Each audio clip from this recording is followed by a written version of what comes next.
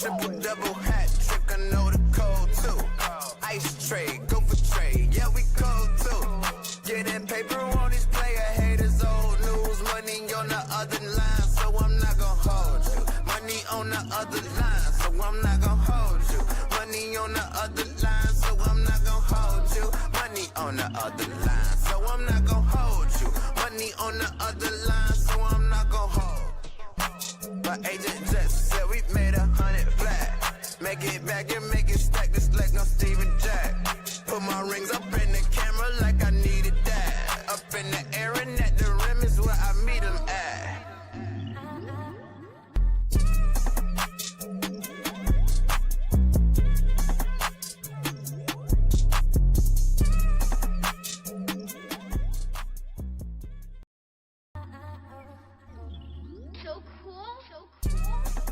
Triple double hat trick, I know the code too.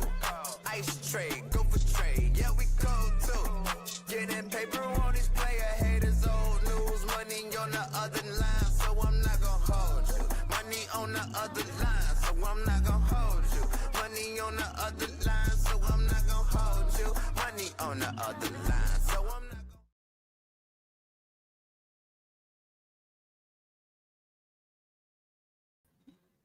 What is going on, ladies and gentlemen? Welcome back to another edition of I'm Not Gonna Hold You, man. I am your host, Scott Lewis. Of course, you know to follow me on all social media platforms.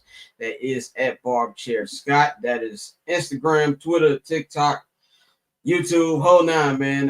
Follow the Barber's Chair at Barber's Chair Co. on all social media platforms. Follow our partners, H&B Media at H&B Media TV on Twitter and at H&B Media on Instagram. And while you at it, follow the social platforms of the show. I'm not going to hold you at INGHY Show on Twitter and Instagram. I know it's called X, but I'm not gonna call it X. So Elon can go to hell. So I'm not gonna call it. I'll call it if I want to. Anyway, follow them on all those pages.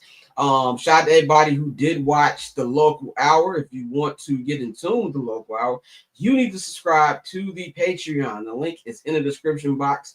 But if you're lazy and you don't want to scroll and you watch this on a TV or computer, you can scan the QR code that is on the screen right now. That QR code will take you up to the link. It will show you all of the different tiers that we have on the Barber's Chair Patreon. If you subscribe to the $5 I'm Not Gonna Hold You tier or the $10 Barber's Chair All Access tier, you will get the Chicago Sports Local Hour. We talk Bears and a whole bunch of other stuff. Me and Bang just did a nice breakdown on this upcoming week as the Bears get ready to go to DC to take on the Washington Commanders on Monday Night Football. And also, you can subscribe to my YouTube page, my personal YouTube page. That link is also in the description box. Or you can scan the QR code on the screen as well. The Scott Lewis podcast, which is my solo podcast. I was just dropping it every blue moon, but now it's going to be dropping each and every week. On the Patreon, it'll be dropping on Monday. So if you're a Patreon subscriber, you would get that today. If you're not a Patreon subscriber, you would get that tomorrow. So subscribe to all that. Also, subscribe to all of our different podcast platforms. So we appreciate everybody for checking in. Said, how about them Eagles? Y'all need a QB ASAP. I am not an Eagles fan, sir. We will be talking about the Eagles in just 1 second, though, because they are no longer undefeated. Shout out to everybody watching. But yeah, man, let's just get right into it. What we're going to be talking about today. Bang will be joining me within the second half of this hour. He's got some stuff to take care of, so appreciate everybody for doing that. But let's talk about the undefeated streaks that ended yesterday. The Philadelphia Eagles, the defending Super Bowl champions, lost to the Denver Broncos at home yesterday. That final score was, I'm looking for it right here. There we go. 21-17 was the final score. You had the Broncos defense really played good down the stretch. Jalen Hurts went 23 of 38, had 280 yards, 2 touchdowns. Saquon Barkley, not the best game on the ground yesterday. Only 6 carries. They didn't really even try to give him the ball. 30 yards carry, no touchdowns. Receiving wise, Devonta Smith put in 114 yards, receiving no touchdowns. AJ Brown still not getting the I think what he wants, and that's more targets, only 5 receptions, 43 yards. But the Broncos on the other side, Bo Nix, or Bomani Nix, as we like to call him on this program, he had a hit and miss game yesterday. I still don't know what to think about him. I think that he's good in portions, I guess you want to say. He's still going through the growing pains of being a year 2 quarterback. I think what we learn to do sometimes with these young quarterbacks is we gas them up and put them up on pedestals way too early. And I think that's exactly what happened in this situation. You got to understand that these defenses, once they're going to get ahead of you and know your tendencies and things like that, it's not going to be as easy for you to do these things that you're doing. To me, I look at it like this. Was there some questionable calls in this game? 100%. If you're an Eagles fan, you're probably upset right now because you kind of feel that maybe it should have been the game should have been on the line at the 4-yard line with that I guess it's like defensive pass interference that they didn't call. There was intentional grounded flag that they picked up. A lot of questionable calls. But I'll also say when you play with fire, you get burnt. If you look at the way the Philadelphia Eagles have been playing these last 4 weeks of the season, they've been winning, but it hasn't been in a way that makes you feel good about how they win. Like, you take wins when you get, especially when you're the champion, but the way they were playing is usually going to bite you more times than it's not. And that's what we saw in this game. I think the offense has been a real problem starting to this season. I think they're still trying to find their balance and what things work. Y'all know how I feel about Jalen Hurts. I'm not going to be up here and continue to rant on that. But I feel like they need to have more balance, kind of what they did last year, where the running game was great. Saquon probably could have been MVP if the NFL actually honored positions that weren't the quarterback position when it came to winning that award. But the defense is still good, not to the level it was last year, obviously, but they've got to find balance. And also, there's a reason why there hasn't been a repeat champion in the last 20-something years since the New England Patriots did it in 2004, I think it was. And so you're seeing them go with that as well. But I think for me, I haven't seen them play any heavyweights in the NFC yet, so I'm really interested to see what it's going to be like when you do that. But I think they got a cupcake schedule. Pulling up their schedule right now coming up. So yeah, they got Thursday Night Football this week. They're going to be going to the MetLife to play the Giants. I think you can chalk that up as a dub. They got the Vikings on the road. They got the Giants again. They don't really have a tough game into the next, I say probably for the next month. They got a tough little 3-game stretch right there where they're going to Lambeau Field to take on the Green Bay Packers.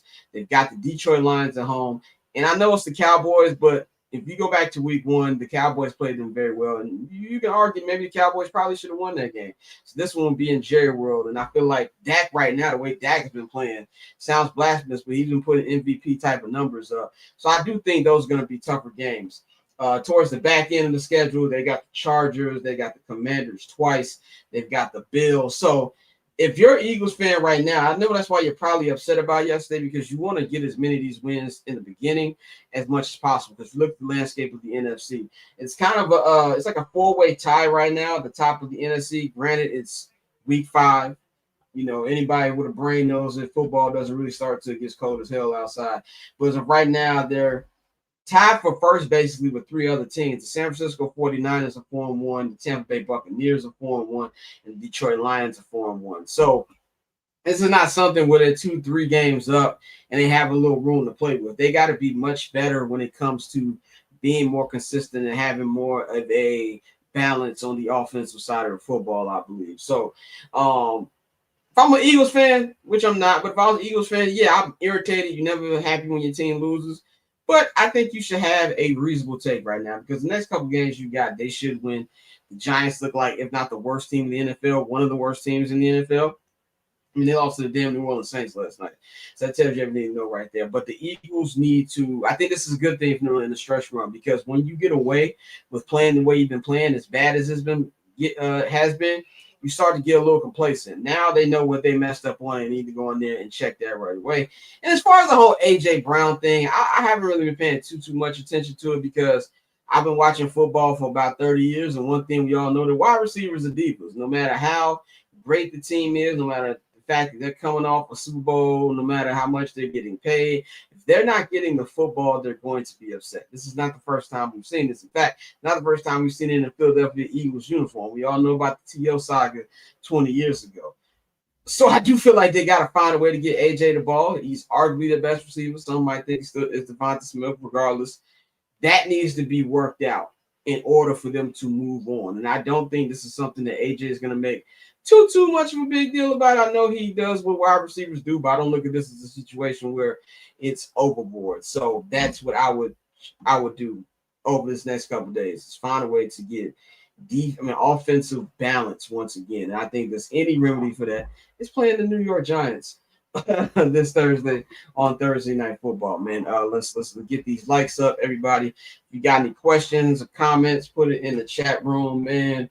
Like I said, Bang will be joining me in about 20 minutes up on here. But let's talk about the other team that did not go undefeated, were undefeated at the time and lost last night. That is the Buffalo Bills. The Buffalo Bills were 4-0 coming into this matchup against the New England Patriots.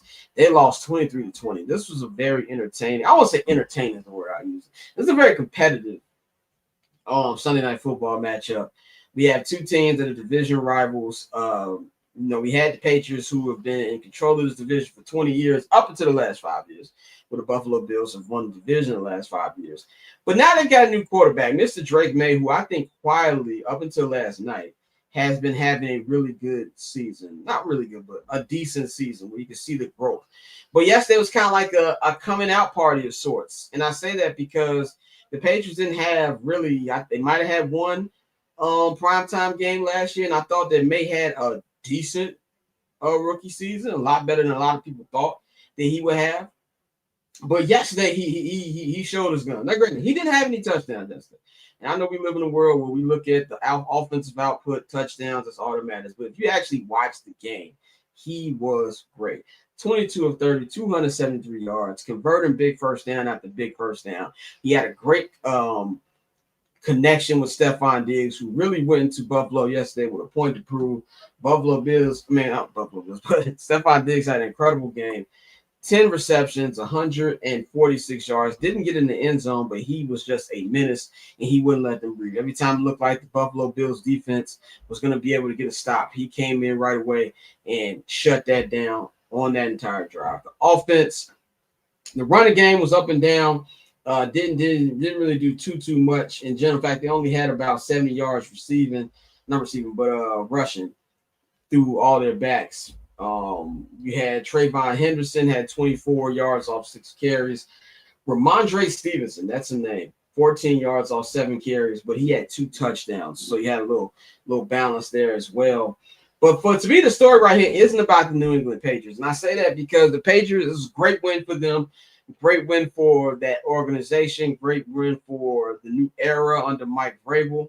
But to me, what this was about was the Buffalo Bills. I said this. I told somebody this the other day. I don't think I tweeted it.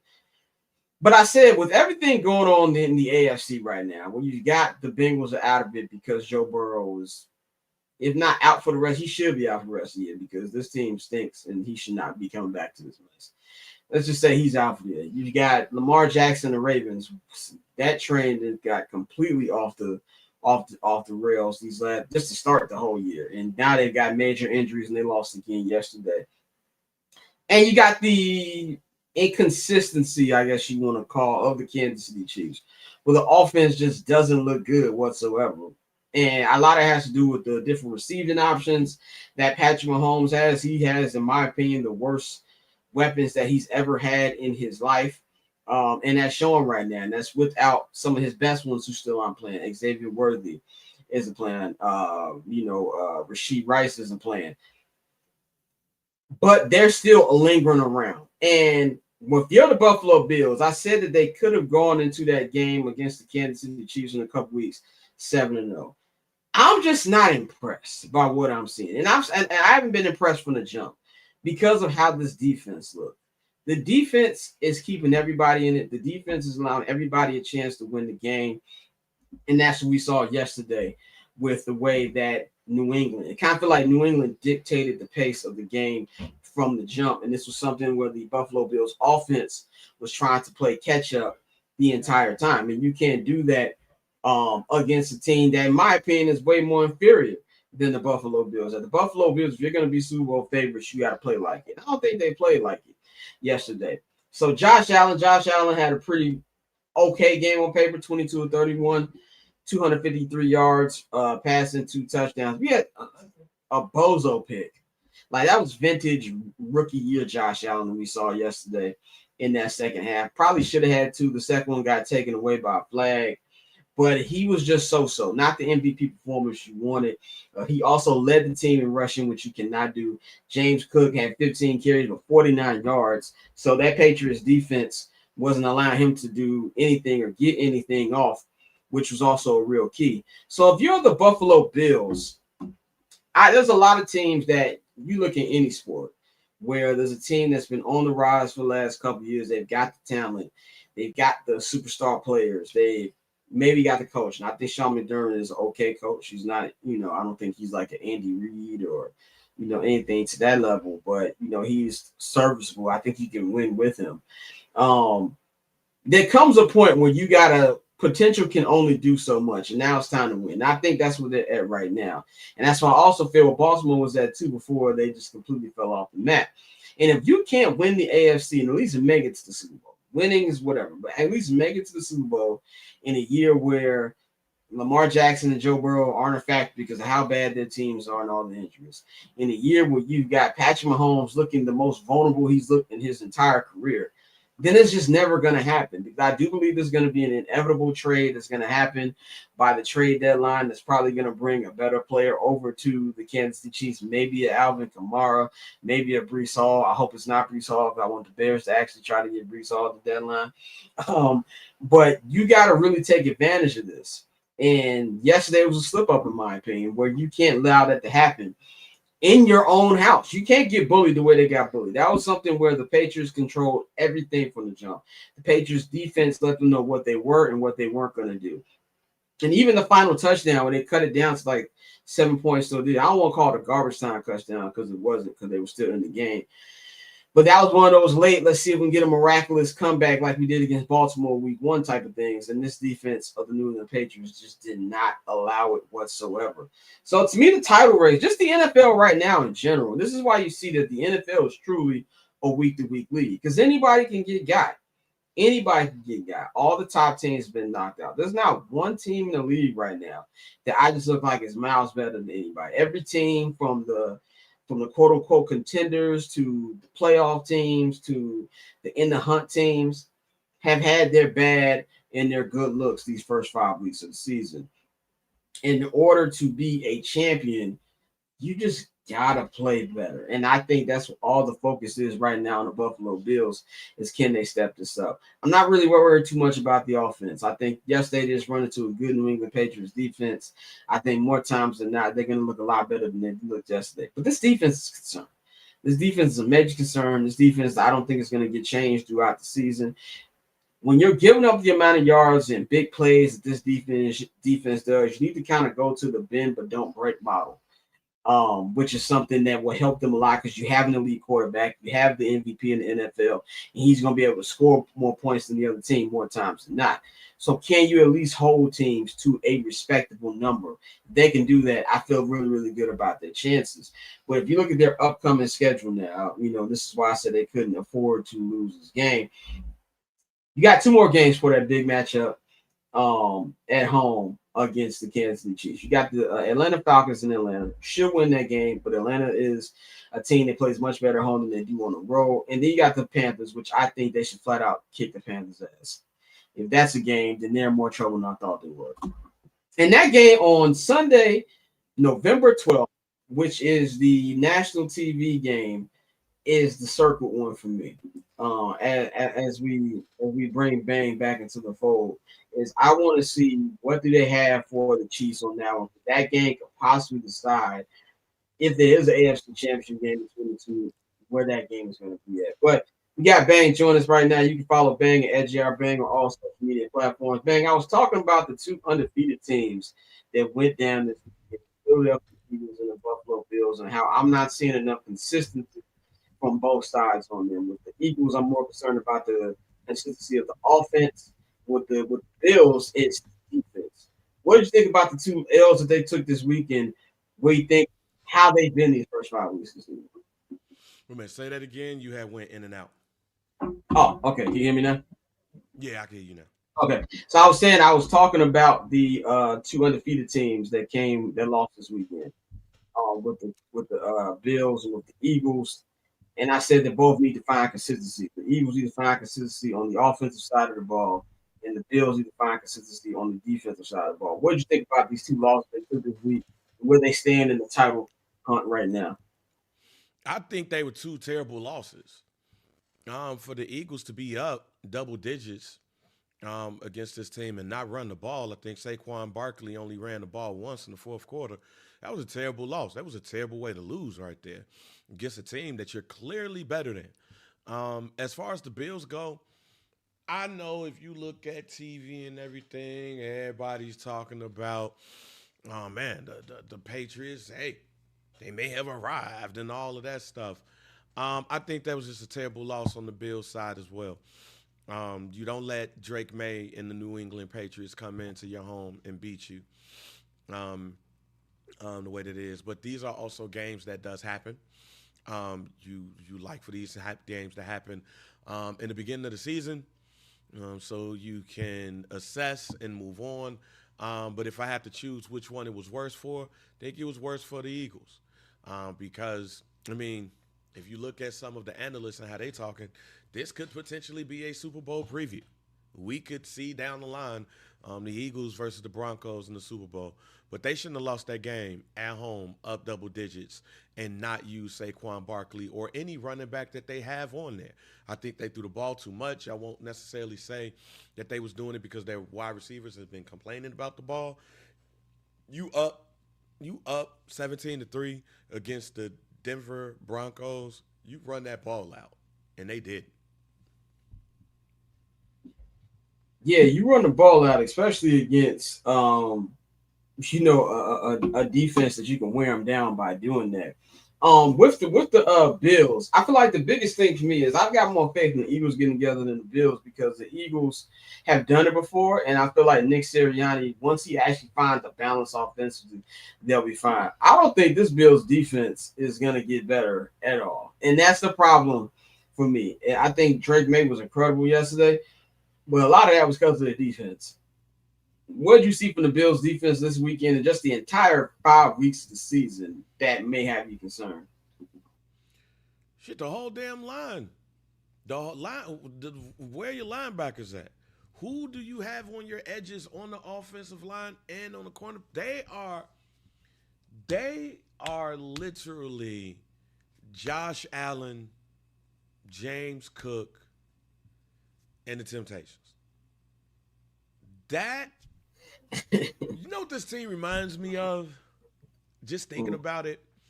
Some of those, and this is Scott. You might be a little bit too young, too old or young for this. But those late '80s, early '90s Miami Dolphins teams, where outside of Dan Marino and like your wide receivers, you could not name anybody else on that team at all. And that's what scares me about the Buffalo Bills. It's not like they've invested just in Josh Allen because Sean McDermott is a defensive person by trade. So to see that defense consistently just become terrible. Now, some of it is injuries. You know, they've had some injuries on their side and stuff like that too. But yeah, that is the issue. Their whole defense is terrible. And when we continue having these conversations about Josh Allen and his window, that just shows me how great Josh Allen is or he's become. Because this team with the defense that they've put out there should not be in contention. They should not. You can only, like, with Dawson Knox, you don't see him. I forgot the other tight end that they drafted. They got Keon Coleman there. He's a number one wide receiver. Right, and he's not elevated to where they wanted him to. Like, man, we've been, and Orlando just said it, but we've been talking about this for about the last 3 years. When is it time for Sean McDermott to go? But this is one of those things where we talk about the Baltimore Ravens. If he leaves, who do you bring in? Dalton Kincaid, yeah. Like, if he leaves, who do you bring in? That's something that you got to think about, too. So, yeah, this team is going to go as far as Josh Allen goes. So, I mean, unless somebody steps up on the other side, it really don't matter. And Ed Oliver, I think, is hurt now. Yeah, and I think you bring up a great point about the coaches. Because shout out our boy Tosin. Tosin texted me yesterday after the Ravens game. He gave me like a list of like coaches, and it had like Brian Flores, Joe Brady, all the names that we was looking at like a couple months ago. And I was like, brother, I won't bet if you in this list. like at this point, like the coaching hire list is so bad that it's like, what's the point? You know what I'm saying? If you got even a somewhat workable coach, or at least a young assistant who can maybe with a little backing and a little experience can be a Kyle Shanahan or one of those guys, maybe. But yeah, they're in the same pickle right now, and they're like the Spider-Man meme, them and the Baltimore Ravens right now. So I want to go into a random story this weekend, which came out a little blurry to begin with when we found out that Mark Sanchez got stabbed on Saturday. Not what's on Saturday when we got that notification. I was like, what the fuck? Like who stabbed Mark Sanchez? And then first it was like it was in a bar, and I was like, did he get hooked up with some Indianimals? I'm like, well, what was happening out there? But then you know what I'm saying? I was like, yeah, we gotta hit Jeff T, find out what area of the nap town he was in, man. Like, what's going on? But come to find out, this brother was pounding a couple natty lights and got real aggressive with a delivery guy, beat him up to the point where the man was bleeding and still is in the hospital right now. And out of self-defense, he pepper sprayed Mark Sanchez and stabbed him to the point where he was in critical condition on Saturday. But then, in the words of Elaine Bennis on Seinfeld, the more pieces to the puzzle have been arrived. Is this man was arrested in the hospital yesterday because come to find out he was not the victim. He was the aggressor in this situation. Now we just got this tweet from Tom Pelissero. It says authorities in Indianapolis have announced at a press conference that former NFL quarterback and Fox analyst Mark Sanchez now also faces a level 5 felony battery charge, which carries a 1 to 6 year sentence. He's obviously already been taken off the call for next week. They are going to be putting who's the other guy that looks like Mark Sanchez, the other white coat? Matt Leinart, the other USC dude. Matt Leinart will be taking over for him. Man, this to me, man, I look at it like this. When I found out about this story this weekend, first of all, I hope the dude that he beat up will recover and things like that. But this is just, can you be more stupid than what he was? Like, you're throwing away your career. You might be throwing away your freedom now. You know what I'm saying? I don't know if he will go to jail. He might just get probation, but you never want to be in this situation to begin with. How bad is got to be that you sit in the hospital stabbed up and now the police come in like, yeah, all right, we got to chain you up, big dog. You know what I'm saying? Like, first the butt fumble and now poking up an Uber Eats driver. What is going on? Oh, man, any comments on this before we move on? It's terrible. This is, first of all, shouts out to racism, because you had media personalities that I won't name, but to give them that, but you had media personalities, both white and black, that live on the other side of the coin, that really thought it was some brother and some group of Indianimals that poked up Mark Sanchez. There was one part of the report that he was doing wind sprints in the alley. So I don't necessarily like to use this as an excuse. If you don't do some dumb shit, you do some dumb shit. But maybe that butt fumble gave him a record deal at CTE Records. I have no clue, because only somebody that's dealing with some shit will be doing wind sprints in the Indianapolis alley. Like, I don't know who would be. I don't know if you think he flipped from above the rim or what. Doing wind sprints in the alley And then it's like, oh man, you double park, and then this man was 69 years old. My father is a spry 69-year-old man. So to see that man and the photo they got of that man in the hospital, oh my God. Um, he's probably gonna plead down and he's not gonna get any jail time. He's gonna get some probation and an ugly fine. Like they're not gonna puff him. But they No, they're not probably gonna need puff to him. in this. But at the same time, he's a Yeah, minority. So I yeah. don't know. That's Like that's also what it very is. true. He's a This is not minority in Matt. Indiana. Yeah, this is not Matt Leinart. Okay, like Yeah, this is not Matt Leinart. yeah. This ain't Peyton Manning. This ain't Eli. This ain't Cooper. He's a Oh, minority. if it was a Manning, we'd have never heard about this story. Yeah, we This never heard would that. So he is a this would have been minority, ladies like and gentlemen.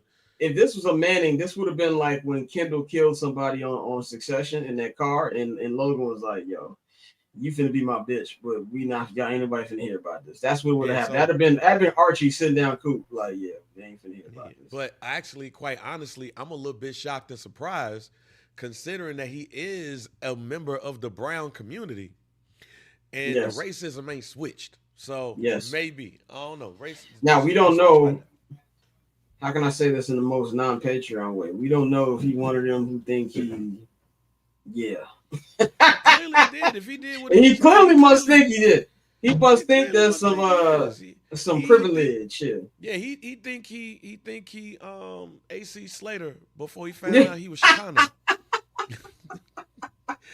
I'm Don't get me Chicano. started. I'm Chicano, Don't bro. get, But no. Long story short, this is terrible. This is a yeah, terrible look for Fox. This is a terrible look for Mark Sanchez in his career. He's already had dumb stuff that has happened in his career, and then this right here, and to see that man in that hospital room the way he was looking, that looks bad. And again, I'm not one of those people that say CTE. But man, it has to be something. He had to tweak. He had to do something else. But he need the Puff Daddy treatment. If that's what that man was 69 years old. If it was me, if it was you, I hate to say what I'm about to say, but I'll understand him being able to plead out and all of that. But the fact that this was a 69-year-old Uber yeah, driver, a 69-year-old man who was trying to get away from him and had yeah. to pepper spray and stab that man, and then he ran off, and then he went to the hospital. Like, nah, man. That's Mark Sanchez, after he got beat to shreds. Like, yeah, no, I've Mark met Mark Sanchez, Sanchez. That's a big dude. Like, that's conversation needs to be had. yeah, he's a big dude. Like you said, like, my father's 70. Like, so I can imagine, somebody of his frame getting that happened to him by a dude that, he's an athlete. He's a big dude. So I will say this, yeah, I don't think he's gonna get puffed, but I think that, like you just said, it's very much up for discussion because he is Latino. So in Indianapolis, as somebody who lived in Indiana for 2 years, hey, that's the birthplace of the Klan, ladies and gentlemen. I don't know how much they're gonna take to that. David said he's a drunk football player, frat boy from Orange County. Can't blame CT on this. It's a very valid point right there. Very valid point. And also, for those who don't know, Orange County is like the Florida of Southern California. A lot of Trump votes out there. But yeah, I hope that guy who he beat up gets healthy, man. But moving on, yesterday was the second week of the NFL's international schedule. You had the Minnesota Vikings beating out the Cleveland Browns in a last-minute touchdown for them to win that game. This is the second week in a row. And this is the first time the NFL is having 7 international games. Okay, Orlando be putting comments I cannot put on this show. That is hilarious, by the way. But the next year they will be moving us up to 10 international games. So in the first 3, they were in Sao Paulo for week 1, where the Chiefs took on the Commanders in Brazil, not Commanders, but the Chargers in Brazil. Then they had their first NFL game in Dublin, Ireland, between the Vikings and the Steelers. And then yesterday, they were at the Ops Stadium at Tottenham Hotspur Stadium. I am an Arsenal fan, so they are the Ops. I was like a Packer fan I'm a Bears fan talking about the Packers. But that is a nice stadium. I cannot stunt. When I was there last year, brilliant stadium. Only bad thing I had to say is the media food they fed us was terrible because the Brits thought they were trying to be American by giving us chicken tenders. And I was like, this is not it. Okay. This is not it whatsoever. But I look at like I know a lot of people been complaining about these international games. They got there's gonna be another game this Sunday at Tottenham Hotspur Stadium between the Broncos and the Jets. Then they're going to be going to Wembley on the 19th of October, where the Rams will be taking on the Jaguars. Then they're going to Berlin. After that, the Falcons will be taking on the Colts. And then the final international game of the year will be at the legendary Santiago Bernabeu, where Real Madrid play. And Jaden Daniels and the Washington Commanders will be taking on Tua and the Dolphins. Said Romo says the Dublin game might cost Ireland next season. Then one of the assistant coaches' son. Yeah, they got robbed. Somebody got robbed in London like a year or two ago. I don't think Roger Goodell's gonna let his bag be interrupted because somebody was probably out there lacking. But I think a lot of people, a lot of Americans, we go over to these other countries and we think that it can't happen over there. Skylar Thompson got robbed. Yeah. Yeah, I want to, and this sounds terrible. I want to know what he was doing because I don't know what it's like in Ireland, but I do know when I went to London last year, I was told a lot of things. One, they be poking dudes up there, so they don't shoot. They will poke you like this is Game of Thrones. Okay, so I don't know what it was in Ireland, but I think a lot of Americans sometimes we go to these other countries and we think just because we American that it don't go down in other countries, which is very ignorant. You know what I'm saying? So I definitely think that I hope he's all right. I hope nothing happened to him, but I don't think that's gonna mess up Dublin in the game in the future because one player got robbed. If I can say, oh well, that's fucked up. I'm imagine what Roger Goodell saying, but these to me, I like. This is why I like it. A lot of people been complaining, but I like the growth of the game. The NFL is an American game, 100%, no doubt about it. It is America's new pastime. It is not baseball anymore. It ain't been baseball for a long time. If you look overseas or to these other countries, and I didn't really think about this until I started watching European football and just the way they consume stuff. I think it's like a two-sport world over there in the UK where it's really just soccer, and I think they like rugby, cricket, or whatever the fuck they be watching over there. Let me stop cussing. Whatever they like watching over there. I feel like the growth of the NFL can help them have more money over there and grow the game over there as well. So more games to me helps it. And it also feels like there's going to be potential here for there to eventually be an international division. There's been a little talk about it. I still think we're about 5 years, maybe even 10 years away from that actually happening.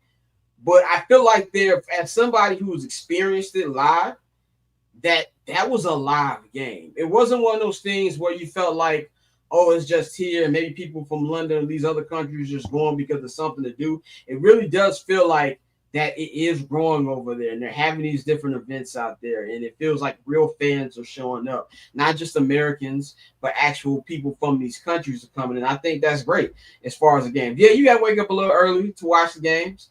That might be something, we don't like sharing our game, and I understand that. But overall, from a business perspective, I like it. I think it's dope. I think this year they have been sending better teams. Just want to let all of UK know the Cleveland Browns do not represent the best of this great sport from what y'all saw yesterday. But you get to see, Bo Nix.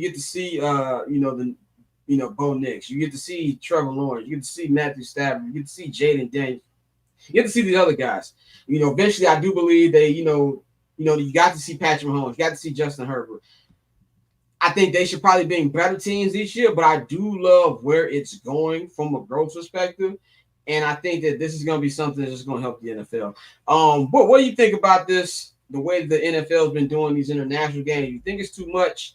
You think they need to, scale it down, or what you thought about these so far? No, man, I don't mind this at all. I love seeing football at 7, 8, 9 o'clock in the morning. That's cool with me. Look, I'm all for Super Bowl being overseas. Give me a brunch Super Bowl. I am all for Super Bowls and stuff being earlier in the day. I am for anything that ends at 7 o'clock. So I can kick it for the rest of the night and be slapped and get home and get ready to go to work. So no, I like it. I love it. I think we're cool with the cities and the nations that we're going to. I don't think we have to go. I mean, except for like Australia, like with rugby and Australian rules football. I think that's the only other place that I will be like, yo, and please, I mean, nothing against Turk. Turk out here throwing out that money like crazy to everybody. but I don't want to see a game in Saudi Arabia either. Like, I'm cool with Saudi Arabia. That's it. But Australia, let's get it. Now, don't get me wrong. I think if they build a football stadium in Saudi Arabia, shit look fine. It'd be the greatest stadium ever. Let me just say that. But move one more game to Australia, and I think we'll be all good. Yeah, I think that, unfortunately, I do think eventually the Saudis will get into it. But I don't know. I feel like American sports, I think American sports are trying to been, I don't remember that scene of Game of Thrones where Hodor was trying to break through. And he's like, hold the door. Like, I feel like American sports have been trying to not let the Saudis in, and they're still trying to bang on the door to get in. Like, we haven't seen a Saudi purchase of an American sports franchise yet. You know, in the Premier League, they don't really like it either, but they done bought like 4 or 5 clubs. If anybody who thinks, I always say when people were talking about the World Cup and, well, they need to move this because of what's Trump doing and all that. Man, if you think the NFL is corrupt, the NFL is a church league compared to FIFA. Just look up how Qatar got the World Cup in 2022 and how that ties into the new owners of PSG. Then come back to me and tell me what you think about corruption. So that, to me, I feel like, yeah, I'm with you. I don't want to see a game in Saudi Arabia, but it would not shock me if it gets there. I do believe that there's going to be an international division within the next 5 to 10 years, and it's going to be something where maybe what we kind of saw the Vikings the last 2 weeks, since the Vikings had to go to Ireland and they had a game in London, where they stay out there. There might be something where you stay out the country for a month and you just take on all of the, let's just say, 4 teams that are there. Sounds a lot. I know a lot of people don't like it, but from a business perspective, I like the way this is working, man. But let's move on to our guy, or our former quarterback, Mr. Justin Fields. Now, I gotta say this about Justin, because I don't want to say this, but it's a little bit of tough love that I have to say. Now, there comes a time every year as a Bears fan where you root for these quarterbacks, especially the last couple of years, and that moment hits you where it's like, this kid ain't it. Now, y'all all know, if you are OG listeners of 79th and Hallis, I never want to miss Trubisky on this team. In fact, when they drafted him, that was probably our most watched, listened episode of the pod, because I absolutely lost it. And that's after I took a 2-mile walk down La Brea Avenue in Los Angeles to calm down. And I probably would have walked more if I didn't have to record the podcast. That's how irate I was. But I still gave the kid a chance. And I gave him 2 years. And then when 2019 came, and it was like week 4, and he still didn't have a touchdown, I was like, yeah, man, this dude ain't it. With Justin Fields, I think it was the second Packer game of his second, well, he got drafted in 2021. Yeah, so of his second season, I want to say. But I was just like, he got potential, but it's just not it. And we're seeing it right here. You know, he went to the Steelers last year. Everybody kept saying it was coach. And by the way, this is not me taking Matt Nagy or Matt Eberflus off the hook. They are just as complicit in Justin's development as anything. Just look at Daniel Jones. Coaching matters. Daniel Jones is like a different quarterback in Indianapolis. Coaching and the situation matters. Justin never had the coaching or the situation coming into the NFL, and he just was never able to respond to it. Granted, the book is definitely still out on Caleb. I don't want to be out here giving a victory lap about Caleb Williams like Caleb is some made quarterback. No.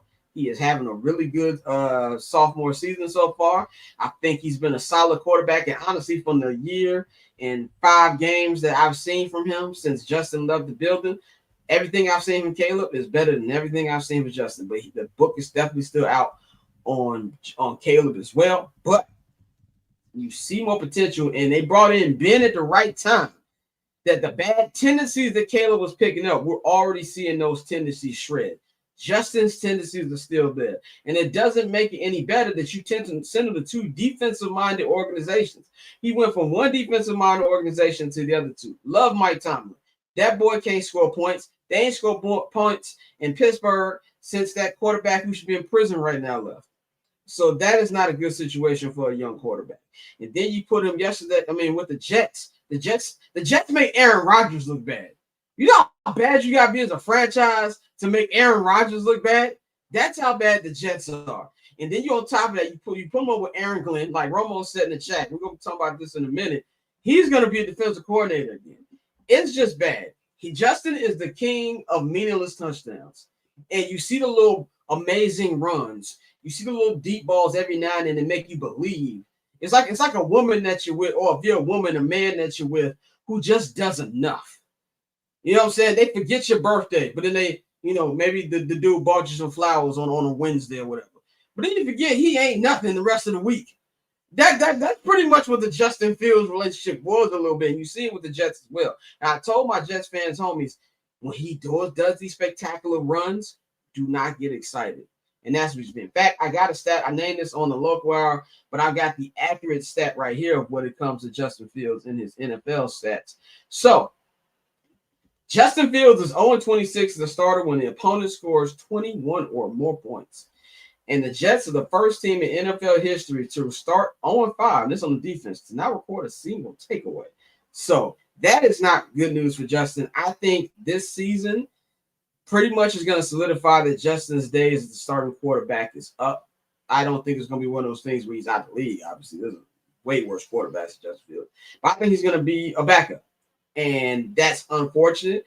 But that's just what it is, man. I think that remember, Bang, when we were getting ready for the 2024 draft, oh my God, the 4 longest months in Bears social media history, Bears discourse history, where everybody's talking about Caleb of the Hall. Tell me how that Hall is looking right now, looking at Justin Fields and looking at Marvin Harrison Jr.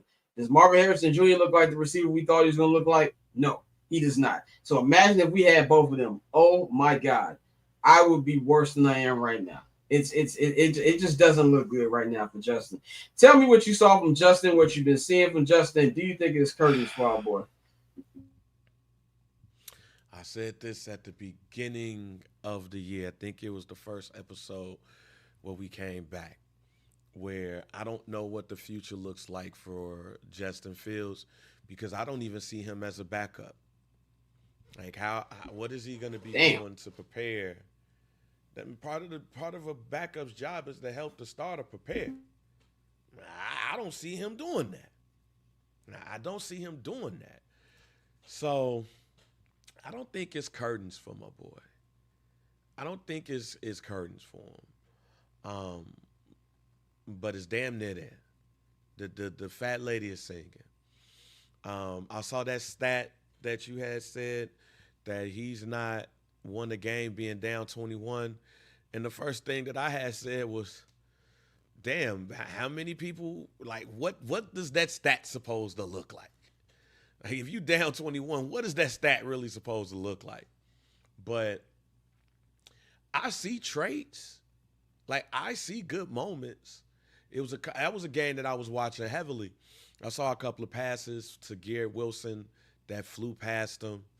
It was too long and stuff.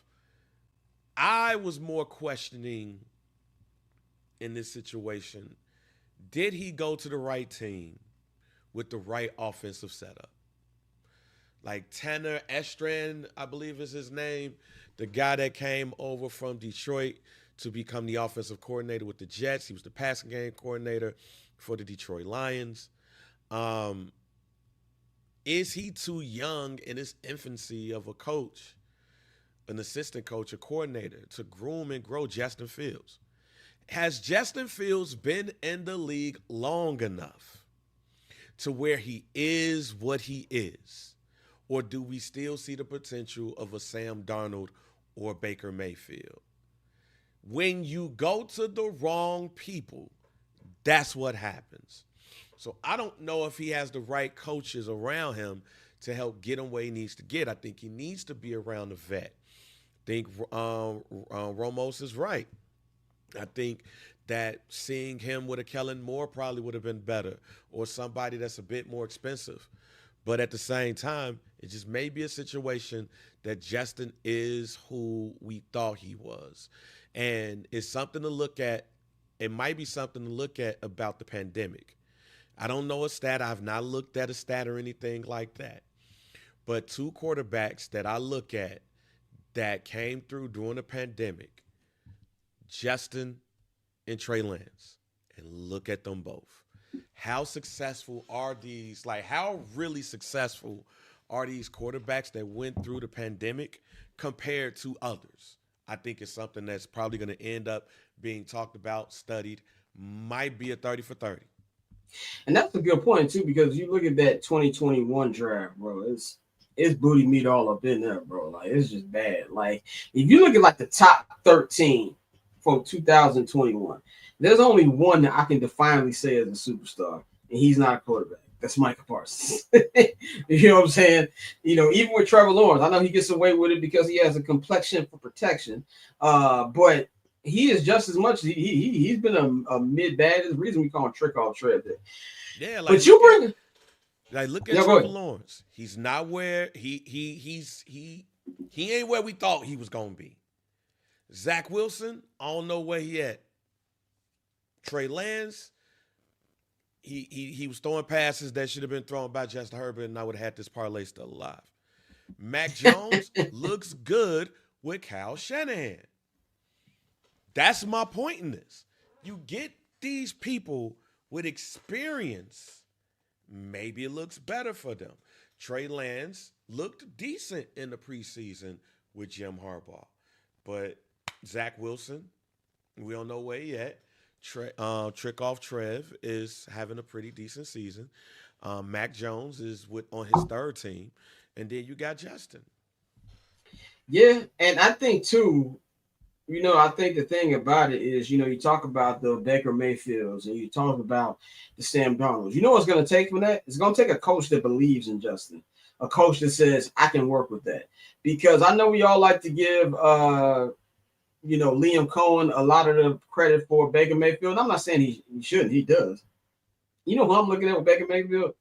Sean McVay.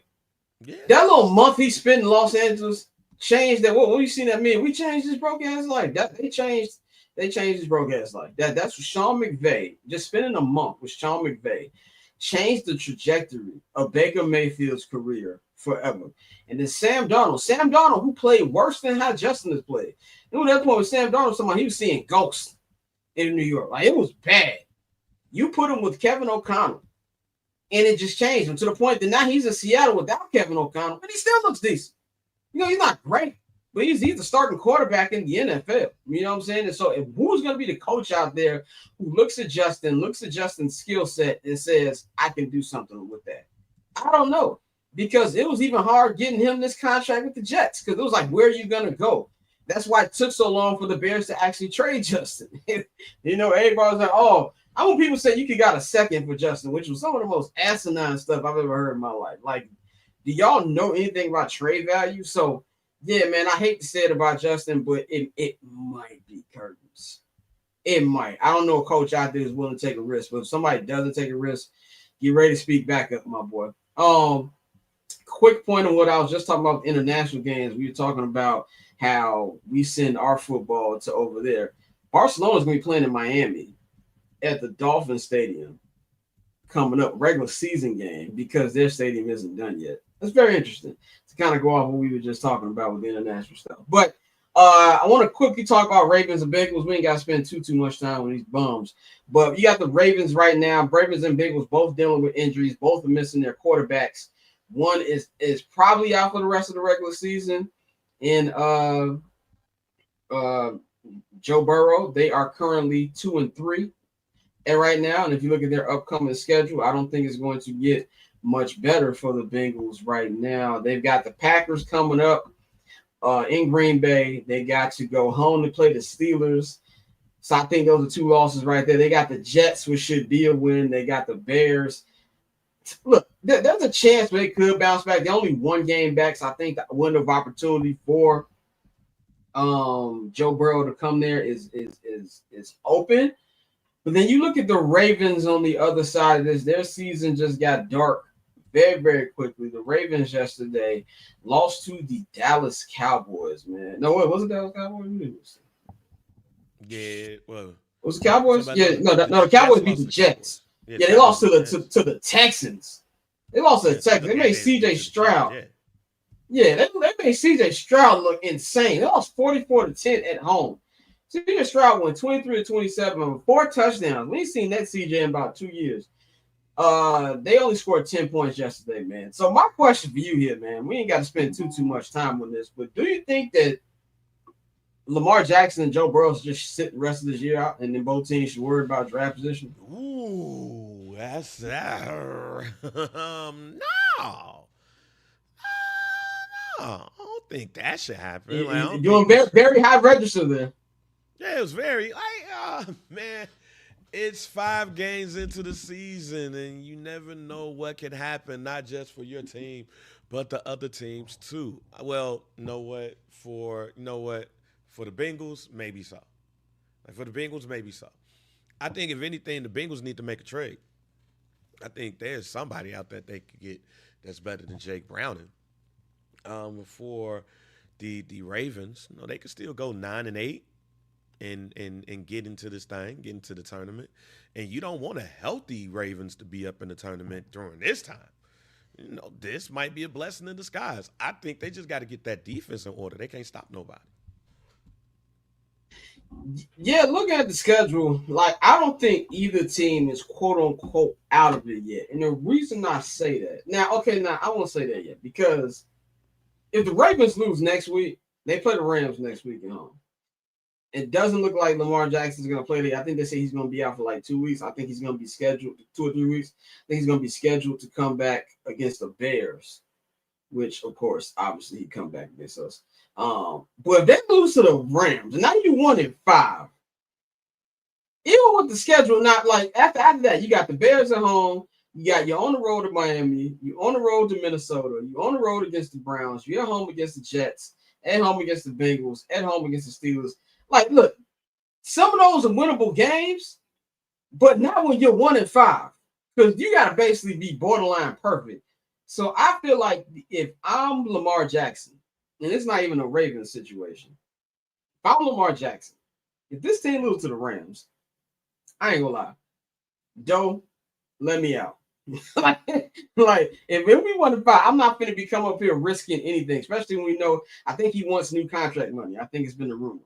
So I'm not going to be putting myself in line of danger for an offensive line that's been getting me killed this year anyway. Now with the Bengals, it's a little different where you like maybe a trade helps them because they're only a game. They're 2-3. Much different situation than 1-4, and their schedule looks a lot lighter than what the Ravens does. I'm not going to say my overreaction Monday. I'm not going to say that they should, you know what I'm saying, do that, but it's something I will look at. Bang, I know you got to bounce, so we're going to let you take care of what you got to take care of, man. Follow Bang at JR Bang. I'm going to finish this off for y'all. But yeah, I'm not ready to say that this is a situation where both teams should wave the white towel, but it's getting close. It's getting close. And especially if I'm Joe Burrow, like, fix this offensive line. It's a damn shame what they've done with this offensive line since Joe Burrow's been there, man. Quickly, what's about head coach hot seats, man? We're about a quarter into the season already, 5 weeks into, and there's a lot of coaches out here look like they could be getting the unemployment line. I think Aaron Glenn is at the top. I had a nice discussion on Twitter about this yesterday. One of my followers, I don't know his name off the top of my head, cool people. Always cool to talk to them on the Bird app. And he was saying that, he probably shouldn't have took the job because the Jets and their situation, and the Jets have just always been bad. While I understand that when you're a black head coach, the opportunities don't come like that. And unfortunately, you got to almost kind of take what gets offered to you. And it wasn't just the Jets. I think he had other options too. I think he interviewed for the Jaguars job, and there was like 1 or 2 others he interviewed too. But they were all bad teams, which usually what happens if you're looking for a new head coach. You're probably a bad team. But this was something to me where he had to take it. But I feel like that he's going to be a defensive coordinator again. This is just not good. They're the only winless team in the NFL right now. Even the Saints won a game yesterday.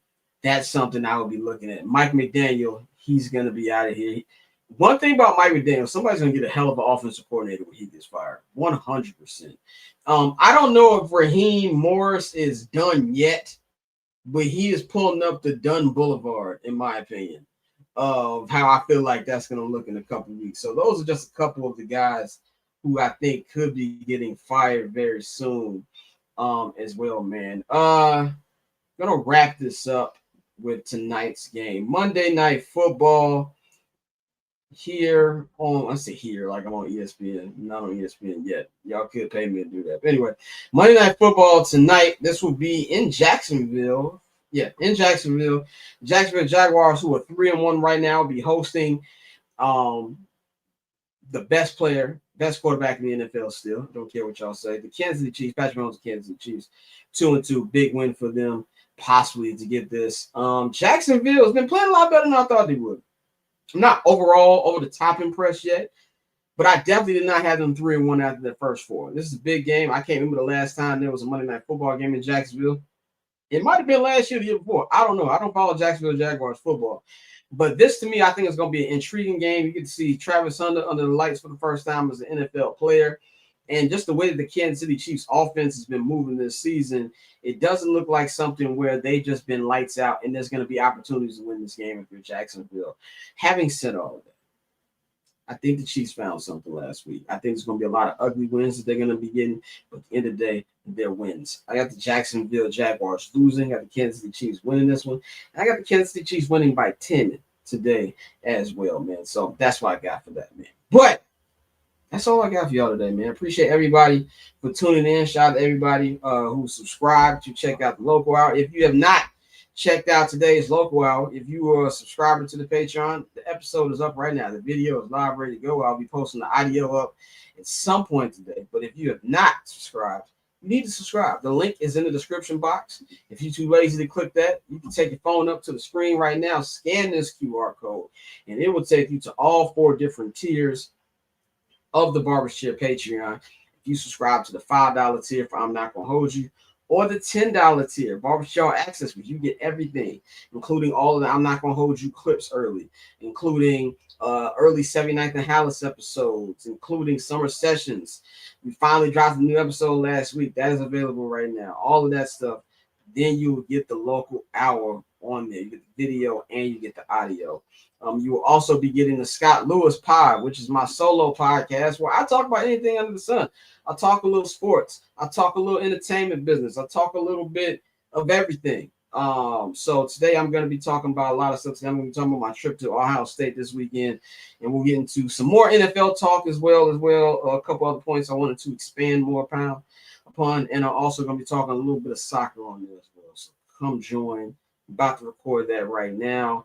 That'll be up on the Patreon in a couple hours. And if you're not subscribed to Patreon, you don't want to pay, you still want to be convinced that you need to sign, it will be up on my YouTube tomorrow. And if you have not subscribed to my YouTube page, the link is in the description box. And you can scan this QR code as well if you don't want to click on that if you're lazy. I'm helping you out. The link is in there, and you also got the QR code, man. So I appreciate everybody who supported me, supported the brand. I cannot do this without y'all. We cannot do this without y'all. So that is all I've got for y'all today. I appreciate that. Shout out to Bang for joining me. Courtney and Dante should be back on Friday. I know Dante will be. I don't know about Courtney. So, but we'll see how that goes, man. Shout out to everybody for watching. Y'all have a great day. Enjoy today's games. Oh, I also will be talking about the MLB playoffs on the Scott Lewis Pod today. Did not have time to talk about that on I'm Not Gonna Hold You. But I will be talking about this weekend's games. I've got some thoughts wrapping this weekend in the playoffs. There's 2 playoff games tonight. You've got the Dodgers and the Phillies starting tonight, and you got the Cubs and the Brewers. Can the Cubs get a big win before heading back to Wrigley for the maybe next 2 games? We'll see. So check all that out, and of course, Monday Night Football. So y'all enjoy y'all day. Y'all enjoy y'all week. I'll holler at y'all on the Scott Lewis Pod and on Friday. I'm up out of here.